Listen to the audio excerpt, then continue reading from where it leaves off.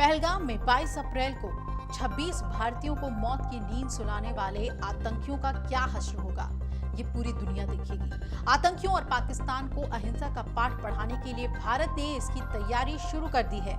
एक तरफ जहां भारत सरकार 22 अप्रैल को हुए आतंकी हमले की हकीकत जानने के लिए एजेंसियों को लगा चुकी है, तो वहीं दूसरी तरफ पाकिस्तान को अंतर्राष्ट्रीय स्तर पर बेनकाब करने में भारत जुट गया है। और ये कहा जा रहा है कि पहलगाम में वारदात को अंजाम देने के पीछे पाकिस्तान का हाथ है, और वो भी भारत सबूत के साथ कह रहा है। यानी कि पाकिस्तान को दोहरी मार मारने के फिराक में भारत अब अपने कदम बढ़ा रहा है। पाकिस्तानी सेना ये खुद भी मानती है कि भारत अपना बदला जरूर लेगा। ऐसे में सवाल ये उठता है कि पाकिस्तान के खिलाफ भारत अब क्या करने वाला है।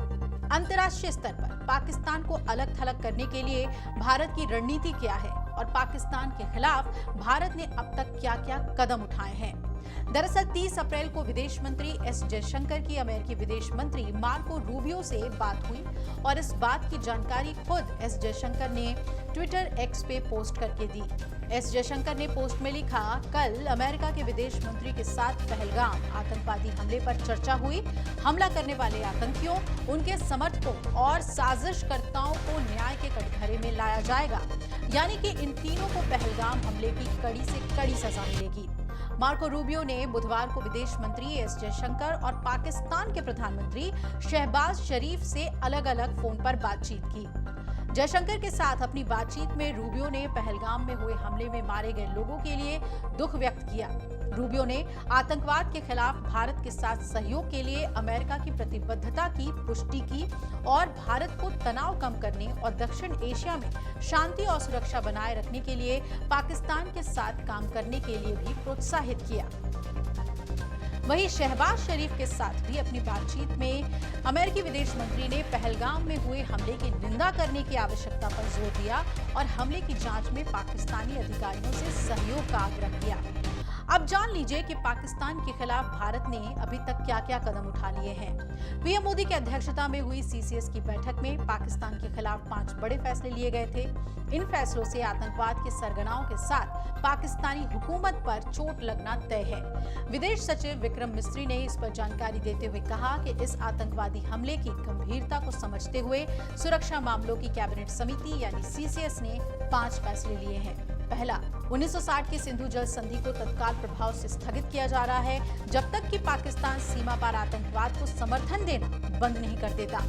इंटीग्रेटेड चेक पोस्ट अटारी को तत्काल प्रभाव से बंद किया जा रहा है। वैध अनुमति के साथ जो लोग इस रास्ते से भारत आए हैं वो 1 मई से पहले इस रास्ते से वापस जा सकते हैं, लेकिन अब इस मियाद को बढ़ा भी दिया गया है।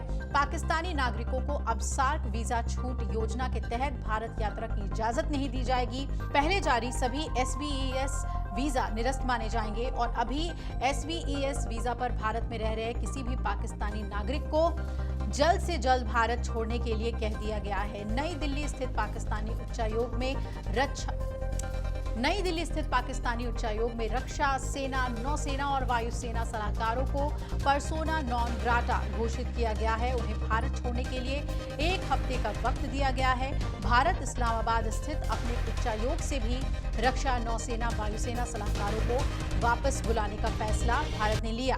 दोनों उच्चायोगों में ये पद अब निरस्त माने जाएंगे, और सेवा सलाहकारों के 5 सहायक कर्मचारी भी दोनों उच्चायोगों से वापस बुलाए जाएंगे। ये फैसले लिए गए। दोनों उच्चायोगों में कर्मचारियों की कुल संख्या को मौजूदा 55 से घटाकर 30 करने का फैसला लिया गया, और इसकी प्रक्रिया आज तक पूरी कर ली जाएगी, यानी कि 1 मई की मियाद इसमें रखी गई थी। पहलगाम में मंगलवार को आतंकियों ने पर्यटकों पर अंधाधुंध गोलियां बरसाकर 26 लोगों की नृशंस हत्या कर दी थी।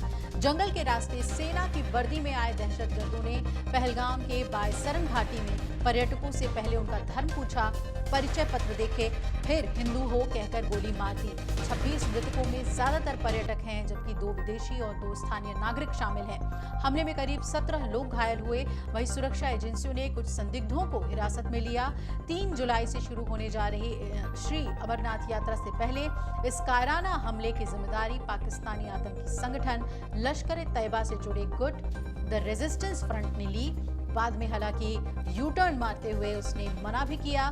फरवरी 2019 में पुलवामा में हुए हमले के बाद से जम्मू कश्मीर में यह सबसे बड़ा आतंकी हमला है, जिस हमले में सीआरपीएफ के 47 जवान शहीद हुए थे।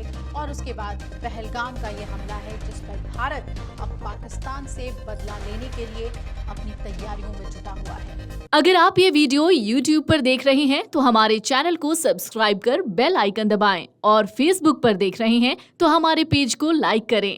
8 मिलियन प्लस सब्सक्राइबर, आपके इस भरोसे के लिए बहुत धन्यवाद।